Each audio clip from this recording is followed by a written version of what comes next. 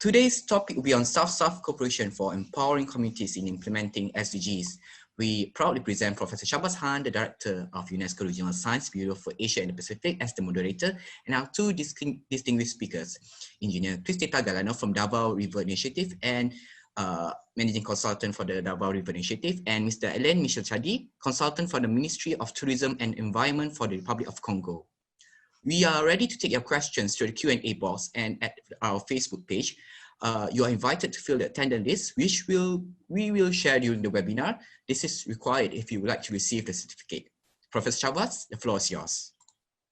Thank you, dear Hazlan. It's wonderful. We are back after a bit of a break. And dear colleagues who have joined us from Facebook Live or from our page, or who will see this video, we look forward to your comments and feedback as usual. And please continue to post your questions in Facebook Live, or colleagues who join us directly on the Zoom, we will be able to answer them one by one. Today is a special day because we have two very special colleagues, Engineer Cristeta Gallano, whom I know for almost 16 years. It has been a wonderful professional journey together, understanding the issues which are facing the communities, especially in the Philippines, in Mindanao, in Davao. So we will be able to understand Christie's experience. What is that magic ingredient which can help us empower communities for the sustainable development goals?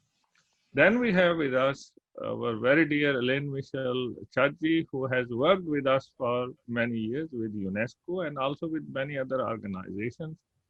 And his specialty is he comes from a background in law, has a journey from Africa to Paris to Jakarta to many parts of Asia. He has helped us understand the challenges related to SDGs and South-South cooperation.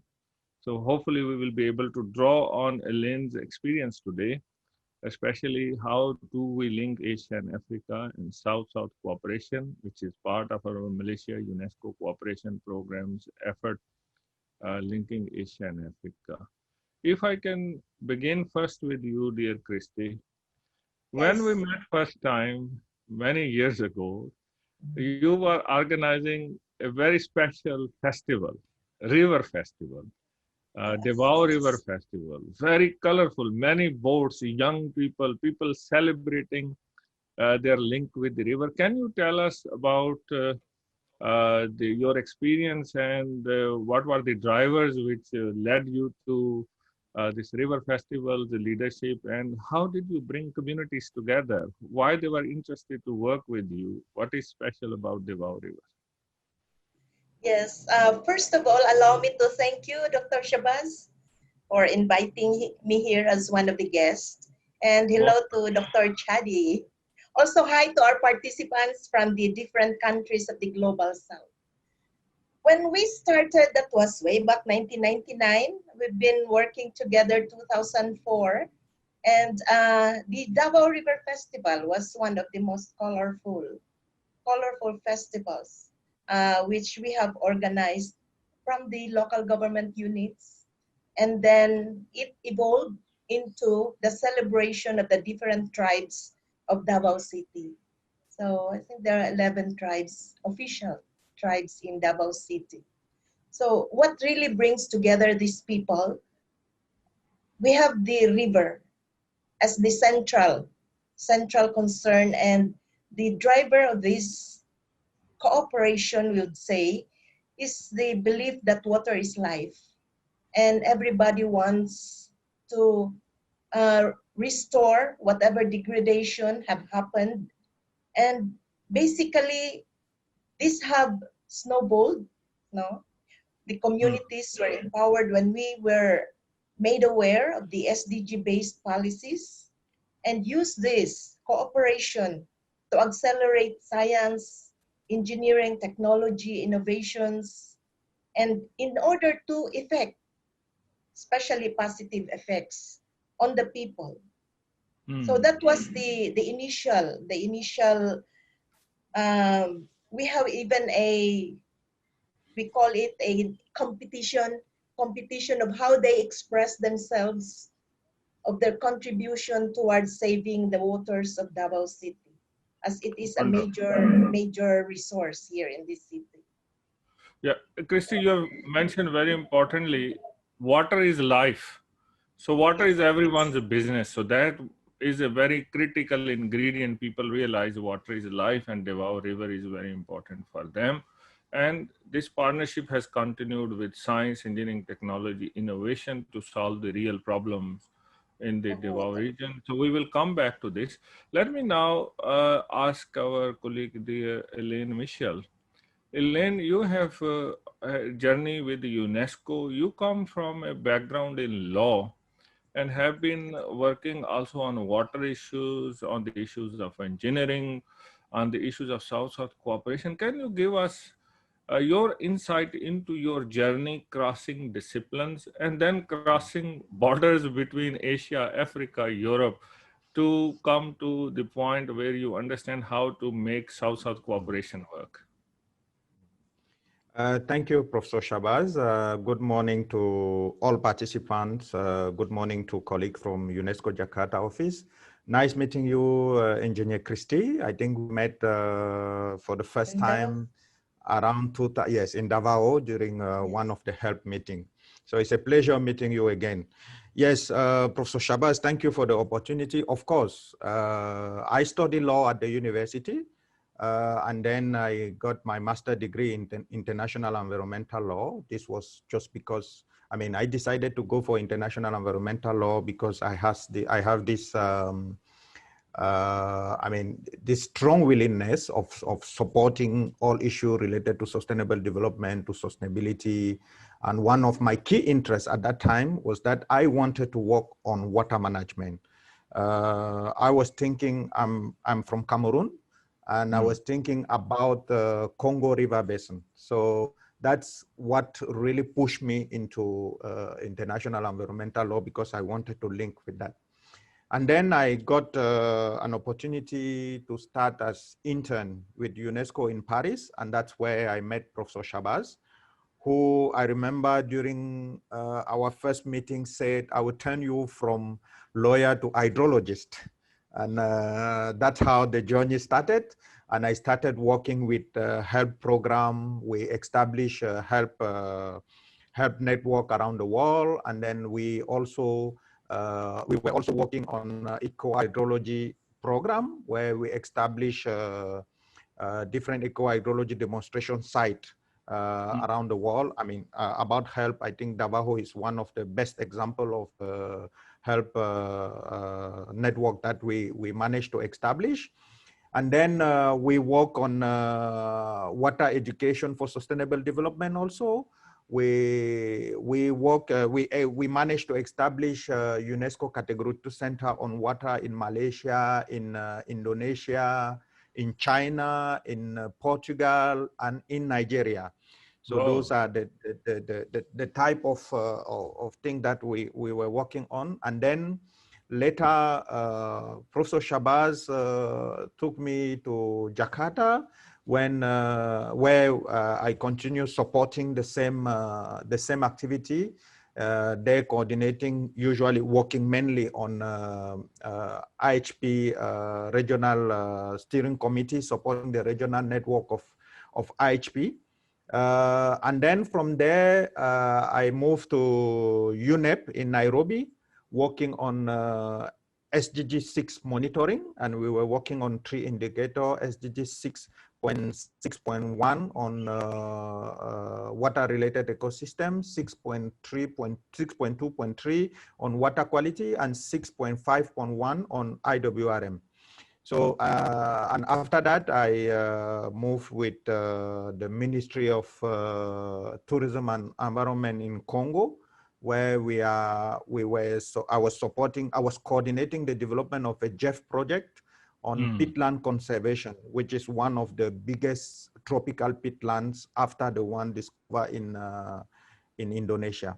So those will be that will be a short summary of my journey. And I will say I've really been involved on scientific issues, because I come from a a lawyer background from in scientific issue and sustainable development based on the guidance of Professor Shahbaz and all the network he managed to introduce me to. So that will be a short summary of what I could say. Wonderful, dear Alain. So that's a very interesting journey. First of all, for me, you have come from a discipline which is not necessarily related to science and engineering, but you have been able to make your way and make your impact.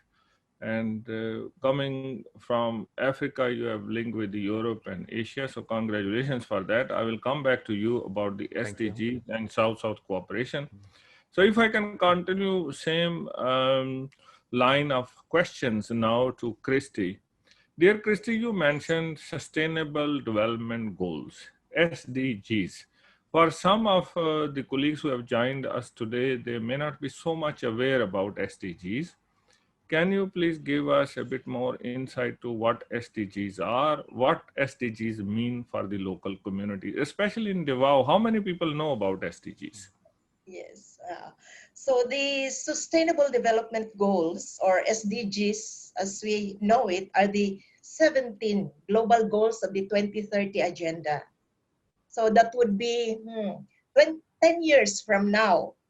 10 years from now, no? They were 2020, and the world leaders will ask for the assessment, or maybe they'll have to answer for that. What is the score? So, and for that, we need a scorecard. To the community of engineers, the SDGs will be a blueprint. No? For community-based organizations like ours, we are enabled by these policies of the government to participate in nation building. So at the grassroots level, for example, we have an engagement with one of the indigenous tribes as an offshoot of our river concerns here in Mindanao through the Ducks Aid Foundation. And in the various consultations with village tribal leaders, the challenge was always addressing poverty. That is SDG number 1. So SDG number 1 is no poverty. So we agreed to call that intervention Project Kalinaw. So as a word, it means peace. Now it stands for Kalambuan, development, Lintunganay or destiny, and Awit, songs. So for the first time in that particular village, having installed the Philippine flag in the barangay hall, symbolized inclusiveness, which the SDGs from 1 to 17 have hoped for.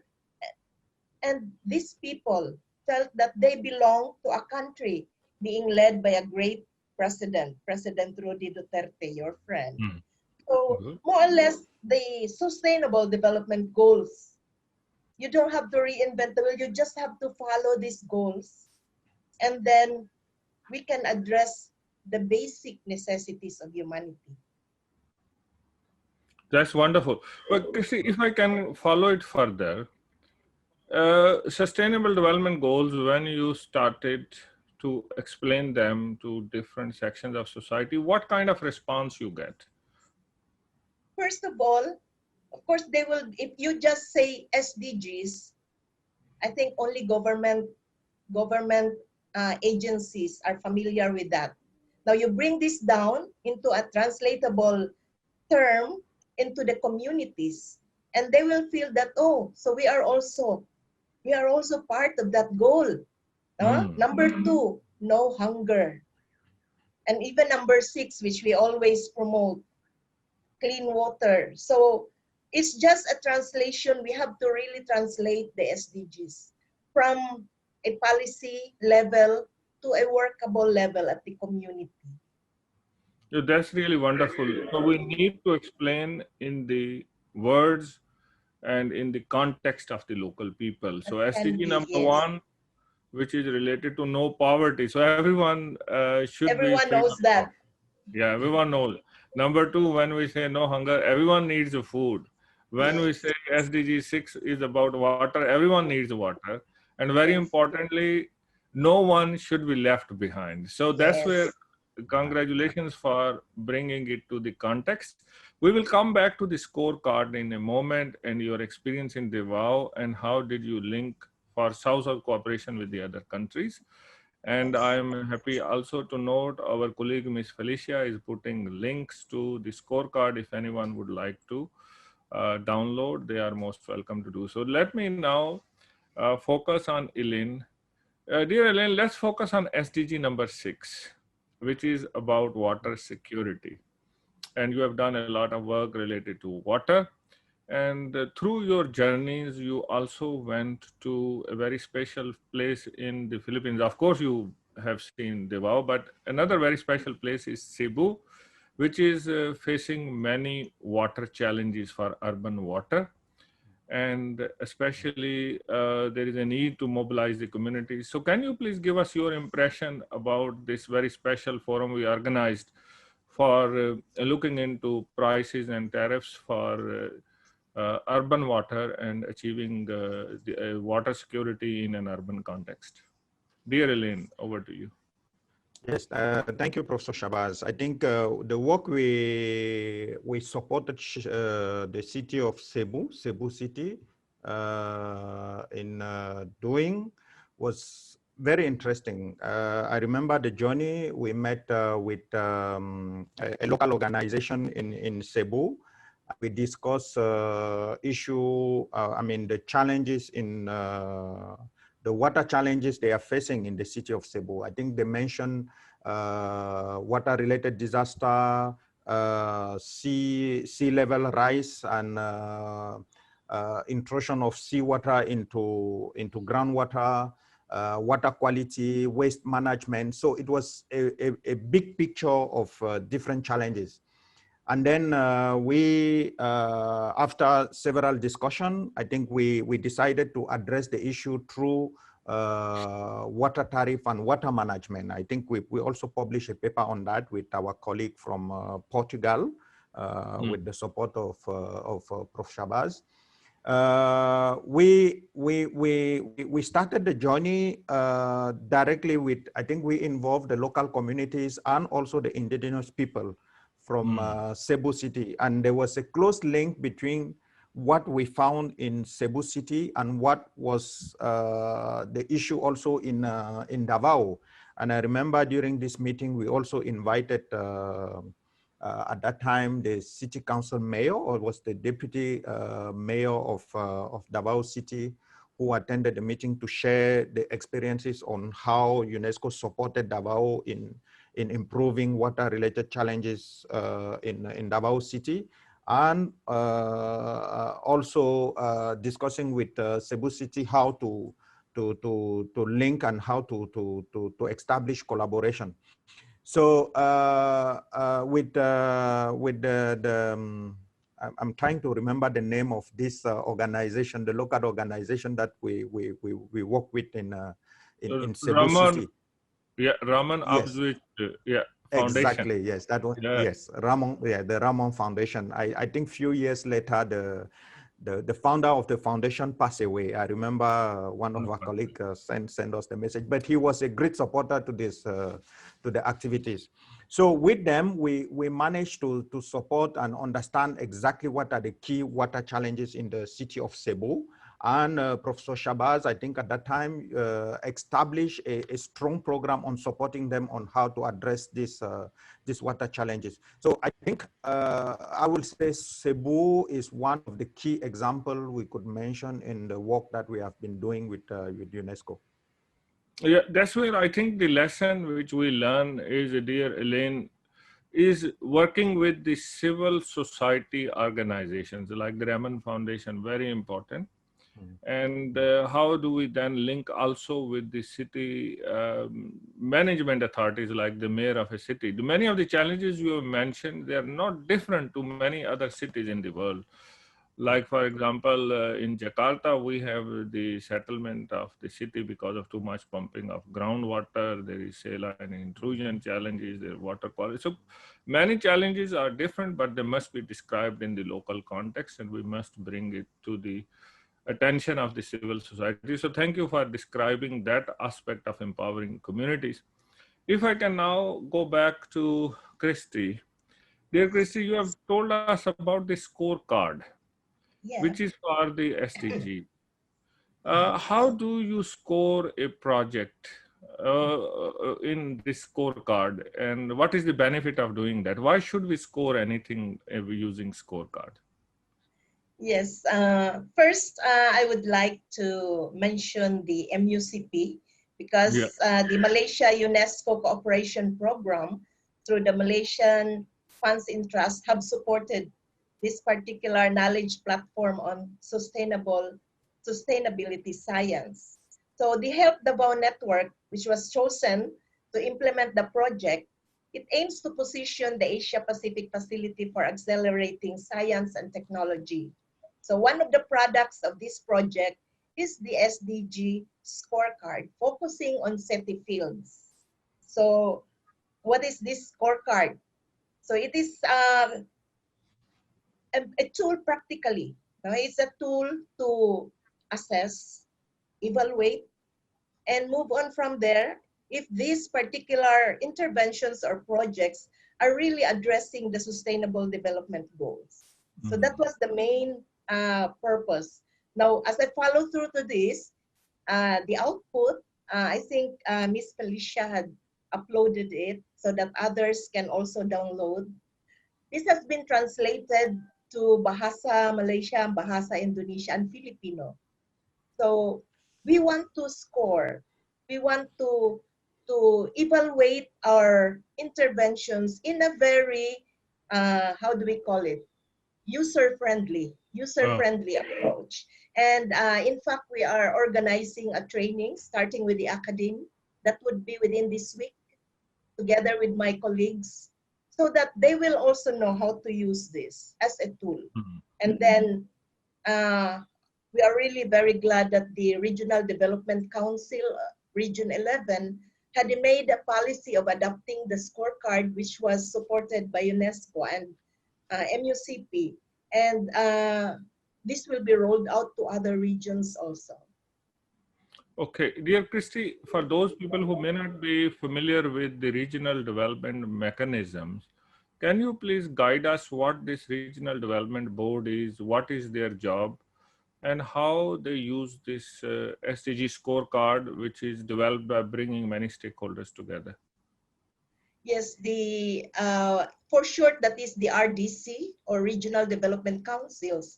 This is yes, it is a formal body of national government agencies.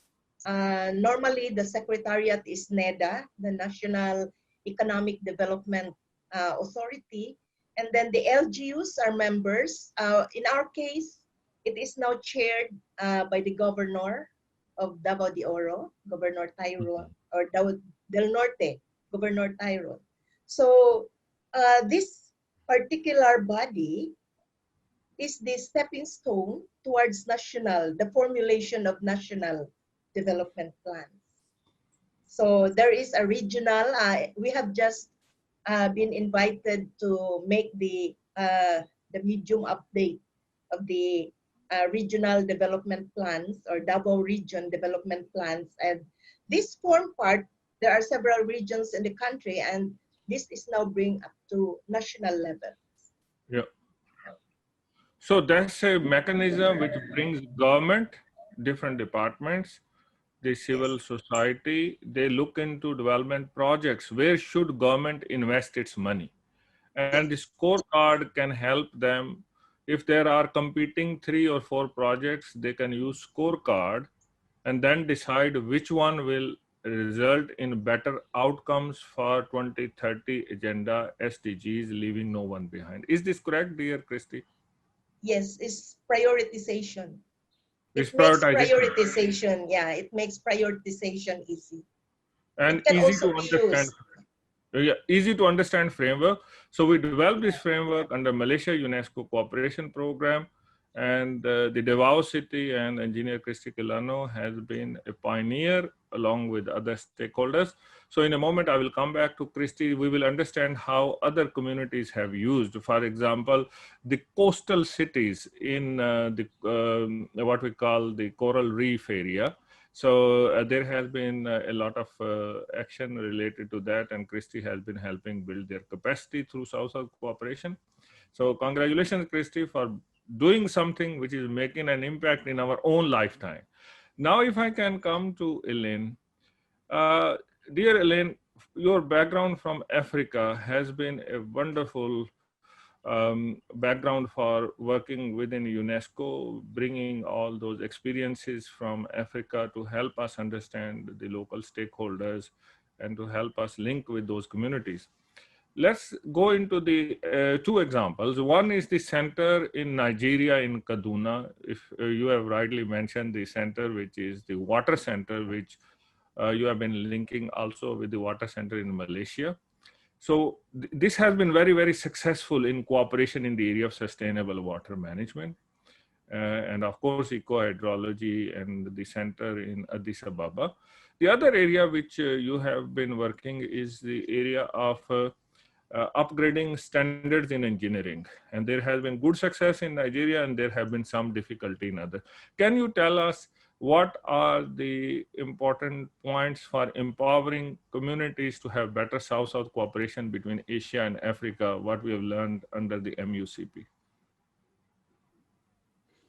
Yeah, thank you, Professor Shahbaz. I think when we started working on this, as you mentioned, supporting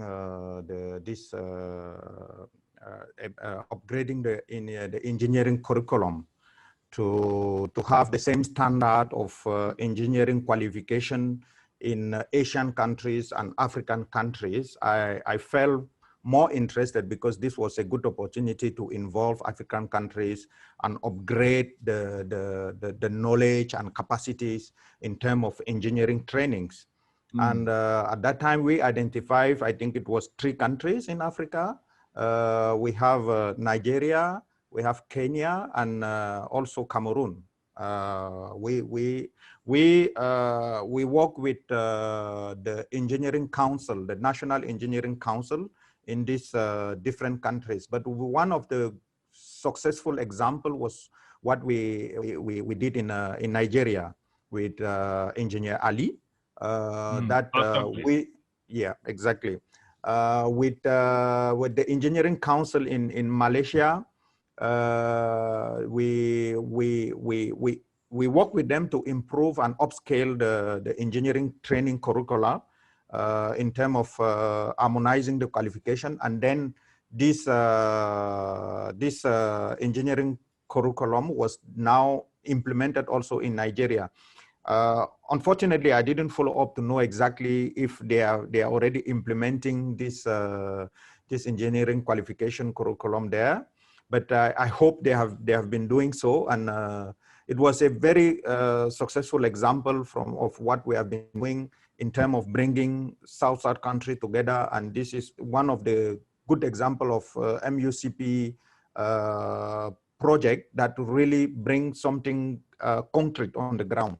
And I remember the last meeting we had there, it was, I think, in January 2016, during the meeting with the Minister of Science of Nigeria, who was very excited. I remember his speech.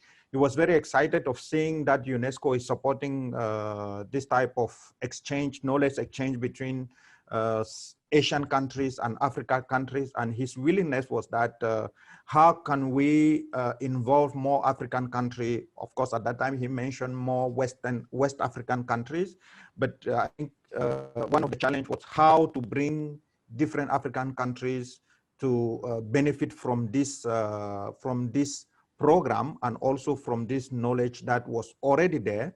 And it just needs countries and engineering council, National Engineering Council, to get involved and benefit and allow the engineers to be recognized at the same time in their country and in other countries. Thank you very much, dear Alain. This has really been a success story. And certainly there is a lot of interest to learn from each other, from Asia and Africa. And that is 2 ways. And of course, it helps us also link with the North, as we say, more developed countries. So certainly there is a lot of interest for upgrading standards in engineering by working together. Let me come to Christy. Dear Christy, you have mentioned the scorecard, which has been successfully, first of all, developed by bringing different sections of the community together, by making them understand what SDGs mean, then coming up with a way so then you can take any project and you can say for this SDG, so many points can be assigned to this SDG, so many points, and then you can bring the score together, which can be understood by everybody. And different people can have different scores, of course, but in the end, what would be the consensus for the prioritization? Very successful. We need to take such an approach to many other countries, and through international cooperation, we build capacity. You have very good experience when you work with these cities, the Coral Triangle cities, the cities which are the coastal cities. Can you give us your experience as a trainer, how easy it is to explain to the people who have not been exposed? And you remember our dear colleague, Mr. Hugua, who was the governor, and he became also with the Parliament of Indonesia. So much interest. How do you explain to people who are not exposed to such an approach? And what is the enthusiastic response coming from those people you trained? Yes. First, this SETI scorecard is also being used here in our region for the, we call it the Davao Research and Development Agenda.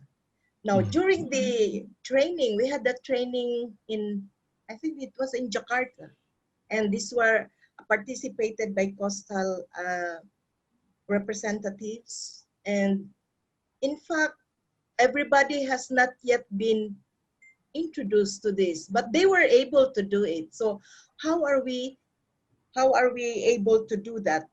At that time, there was no translation. So I have a translator. I speak in English, and step by step, we really focus on the relevance and how to compute, how to put value. So when you put value on certain objectives, I think that's where they get interested. Because at the moment, when they have these projects, of course, when you do projects, you have a lot of qualitative objectives. Now, they were made aware that there is a quantification. It is possible to quantify these objectives so that in the end, you can make a numerical translation of what is your score. Is your project important? Does it really address the sustainable development goals which you try to achieve in your community? So that was, in fact, the first step.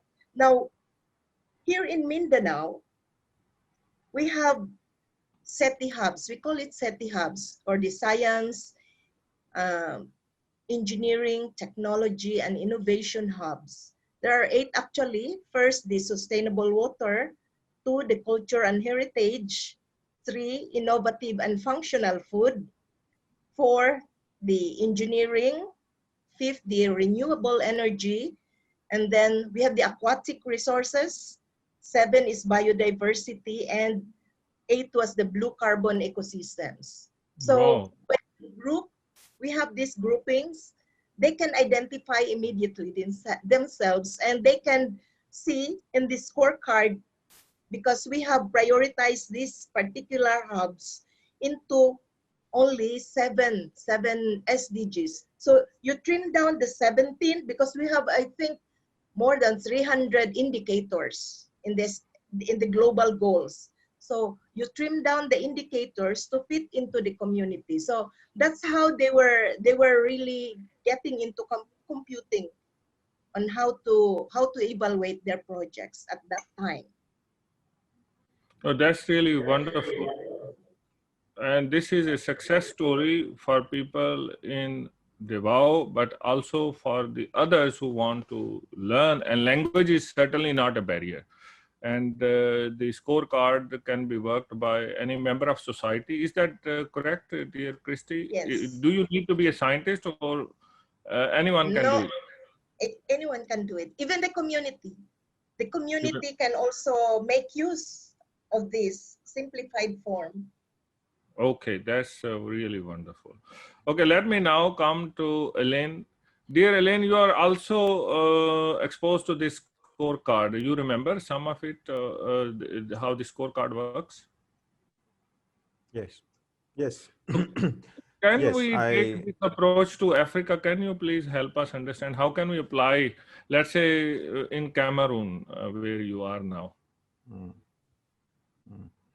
Yeah, definitely. I think the scorecard is a very useful tool that could help support communities.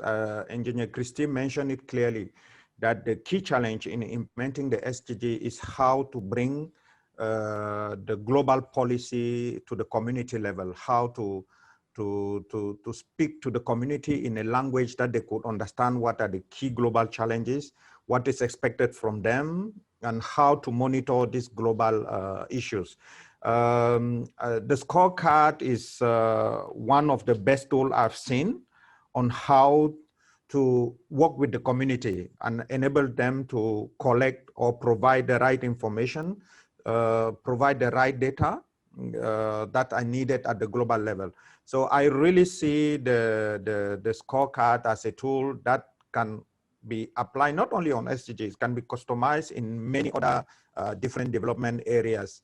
And the successful implementation in Davao or in Mindanao, I see it as a good example that need to be shared with other developing countries, especially in Africa. In Cameroon, for example, we can say for been working on SDG monitoring, one of the key challenge faced was that several developing countries were not able to provide the data to the custodian UN agency that were looking for data to share it and have the global picture on how SDG has been implemented in the different countries.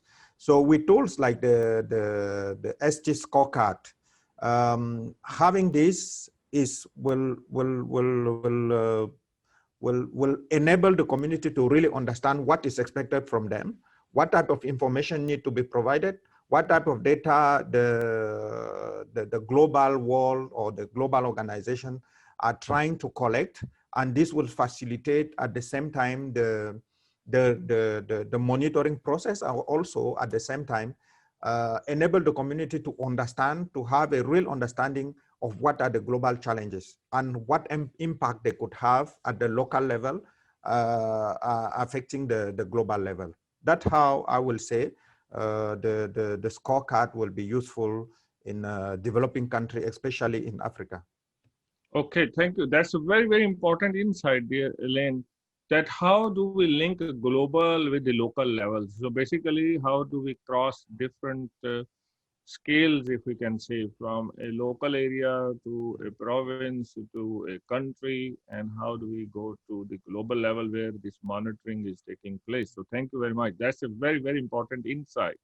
And people should be able to understand what is their role in this world. And for that, scorecard can be a very helpful way to do it. That's wonderful. So let me ask my last question to dear Christy. Where you see now the future, dear Christy, for this partnership with UNESCO? Of course, the SETI scorecard is one sustainability sites we have been working. Where can we have more partnership opportunities for local communities to solve their issues they are facing into day-to-day life? If we are going to take a look at inclusiveness particularly, and my country has over 100 ethnic groups. So in the southern part of the Philippines, Mindanao, we have around 18 or more. And as an example, our organization, the DAX-Aid, works with 3, the Blaan, Matigsalug, and Kulamanon. So first and foremost, which we can apply even at the global level. Our work in the field always starts with respect of the aspirations and rights of the tribe. So the science of the envisioned collaboration can have many aspects. So maps or even barangay development plans are the usual entry points. Now, in our case, we can use the scorecard, for example, as an entry point to countries, especially Africa or the other the global south, which we know it, the Asia and the Pacific, the least developed countries, and we have the small islands, you know, and Africa again. So maybe Dr. Khan, we will try to, how do we call it, elevate or upscale MUCP into a South-South cooperation level. Right now, we know that the United Nations is really very supportive of this type of collaboration. So it is better to cooperate than to instigate trouble, especially in this moment of pandemic. So this South-South cooperation can be a new normal. No? We have already a lot of North countries or the developed countries collaborations. But it would be good for the small countries to exchange technical cooperations and move on from there. And we can have as an entry point the SDGs through the scorecard. Wonderful, wonderful. So that's really very hopeful that, and it's a positive message during these difficult times, that cooperation is the way for future. We work together, and of course, local and indigenous knowledge we bring, but at the same time, how we can collaborate even further than where we have been collaborating, and there must be many opportunities. So thank you very much, dear Christy. Let me come for a final question to Alain. Dear Alain, with your wonderful journey and for you to travel the continents, see the world, meet many of the people, so how you see South-South cooperation takes you forward into your future? What is a message you would like to convey to young people and people who may be aspiring to follow your journey? Yeah, thank you, Professor Shahbaz. Coming from a developing country, I think I see South-South cooperation as the key tools or the key ways for developing countries to collaborate. Of course, developing countries need not cooperation or collaboration, but in South-South cooperation, the advantage is that developing countries, they share the same challenges, they speak the same languages, they understand each other easily because they they face the same challenges. So for me, strengthening South-South cooperation will be the way forward, especially for developing country. And one of the good example I will emphasize on is really to strengthen collaboration between Asian countries and African countries. The knowledge and policy development in Asia countries seems to be going fast than in Africa. So it will be, I think, a very successful example of African countries learning from what has been going on in Asian countries. Also, of course, there will be things for Asian countries to learn from Africa in terms of policy development or in terms of capacity building, local knowledges, empowering communities in the South-South cooperation settings. So for me, that's how I will see it. I mean, my word will be that South-South cooperation need to be strengthened between Asian countries and African countries. And of course, I see MUCP as a key tool or as a key program to support this, this collaboration or cooperation. Thank you very much, dear Alain. Thank you for your insights. So there is, for individual level, certainly there are opportunities. Of course, there is a very strong basis to have cooperation between Asia and Africa and between developing countries wherever they are. So there is a lot of hope. And of course, as Christy has said, we need to take now cooperation to the next level within the MUCP and also bring local and indigenous knowledge. If I can quickly summarize, today's session has been very, very insightful. First of all, what actually excites communities to be part of such initiatives to learn together? So our learnings from the communities we have been working with, the first very important message is there must be a purpose for such cooperation. There must be a need for such cooperation to take place. For example, in case of Davao, the river, the water for life, making sure water is available to present and future generations, and we take care of our resources in the best possible way. That brought such interest together from the communities. Then we also need tools such as the SETI scorecard, which we have developed in the Malaysia UNESCO cooperation program, which can help us understand the SDGs in a simpler way. Like, for example, no poverty, SDG number 1, very important for everybody, and no hunger, SDG number 2, SDG number 6 related to water. So how do we bring this understanding? So that's where South-South cooperation helps us understand the perspectives from different countries. And at the local level, very importantly, we can translate this understanding to prioritizing projects. And there is an excellent example where a regional development board has been using such an approach to prioritize projects for development, but also projects for research and development. We have also heard today cooperation between Asia and Africa is a very fruitful thing to do, and there is a lot of interest, such as in standardizing qualifications to have similar standards between Asia and Africa. But very importantly, we need to have the proper kind of partnerships between communities. Those are engineering communities, which can be also the local communities, and they must be driven by a purpose. In future, such way can be part of the new normal, as Engineer Christie has mentioned, in terms of taking our cooperation further from where we have been. Of course, South-South cooperation and also triangular cooperation, bringing the ideas from the North as well. And this can be very, very fruitful at the individual level. And this can also help us cross disciplines from different areas to come to understanding of solving problems facing communities. Lastly, very importantly, how do we bring the local and indigenous knowledge into our understanding of the SDGs in terms of putting together the solutions and the projects that would be a critical area for present and future as we go through this COVID-19.